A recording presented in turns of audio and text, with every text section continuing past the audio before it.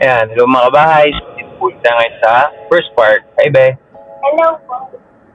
Sama si Bibi. So, napakatagal na guys. Nung nagsisimula pa lang tong First Park.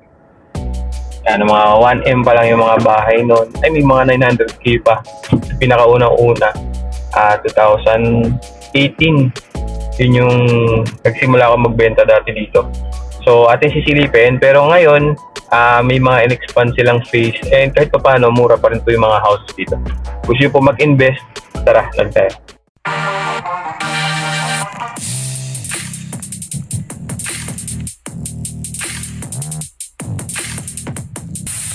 You're a superhero.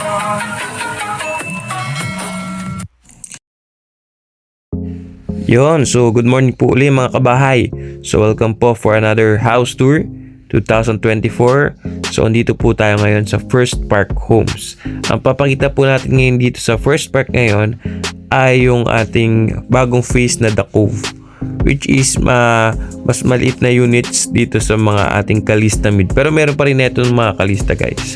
Ang papakita kong model sa inyo ngayon is yung ating Amina model na pinakamura po dito sa First Park Lipa. So kung nagtataka po kayo kung magkano po yung presyo niya, so wala nang paligoy-ligoy pa, nasa 1.8 million ang TCP niya pataas guys. So bago nga pala makarating sa The Cove, ito nga pala ang ating clubhouse. So dati dun sa dati nating vlog, wala pa tayong mapakita clubhouse. So ito na po yung ating clubhouse na may swimming pool. Ayan, meron po tayong kiddie pool dyan, tsaka pang adult pool. Ayan, so napakaganda po dito sa First Park. So dito lang po yan sa may likod po ng Lima sa Lipa po. So guys, ito na po yung ating The Cove. So papakita ko po sa inyo ating model house guys. So tara.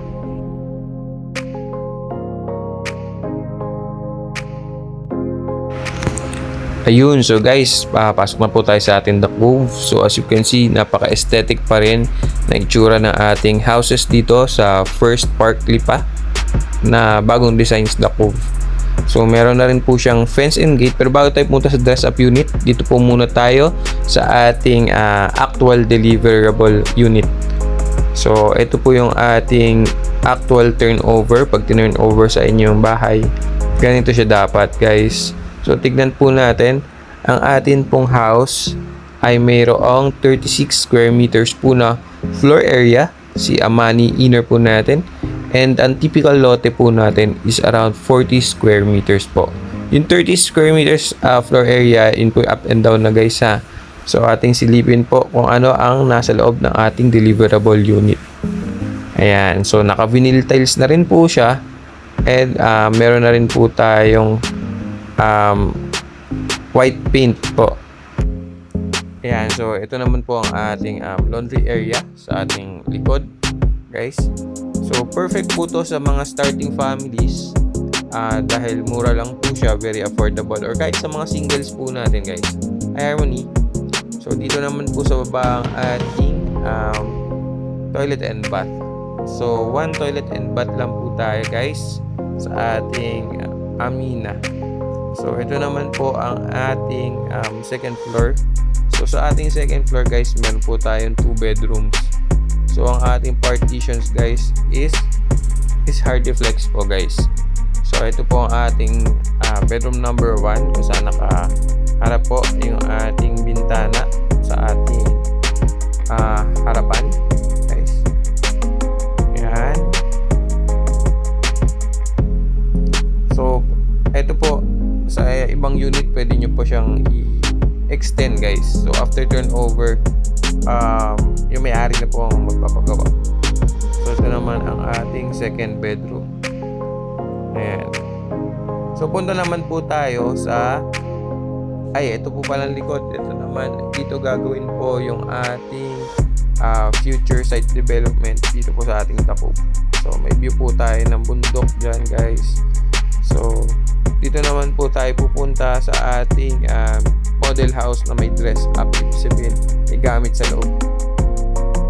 So ito is end unit, kaya po malawak po yung mga gilid pa niya guys. corner pala guys. So may end din, meron din siyang extra space pag ganun. So typically, itong nakikita nyo is 55 square meters po ang lot area niya.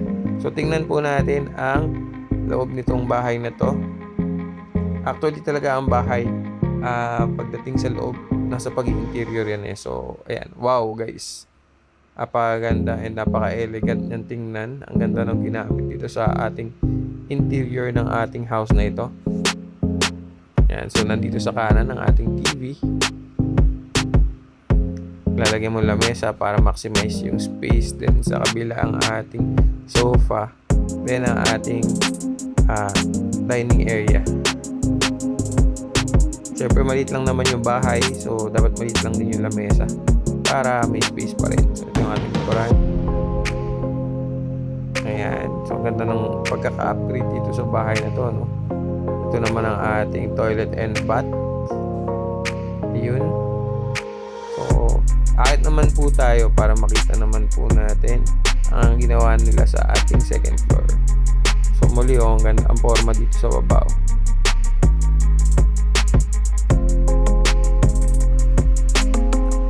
So mga kabahay, ang ginawa po nila dito sa ating second floor, dahil pang bachelor's pad nga lang din, bachelor, is dito yung office area niya. Ayan. Mga freelancers po natin dyan na single. Pwede po kayo dito. Then, ito naman yung ating single bed. Ayan. Hindi pala siya single bed. Is parang mga pang ano siya, double. So punta naman po tayo guys dun sa ibang nagpapagawa ng bahay nila, nag-extend. So parang ito yung pwedeng design. So yan siya, Amani Plus. So ito is nadagdagan siya ng floor area. So papakita po natin kung ano itsura ng loob dito sa ginawa sa Amani Plus. Actually, similar lang din po siya dito sa baba. Yan. Halos parehas lang po siya. Yung iba, ganito ginagawa sa kanilang door para mas ano sa space. Mas nakakatipid sa space. So, ito, dahil nga may extended siya sa harapan, meron siyang parang naging extra room. So 3 bedrooms po itong Amani Plus. So ulitin ko guys, yung talagang turnover lang natin yung katulad dun sa una natin pinuntang bahay.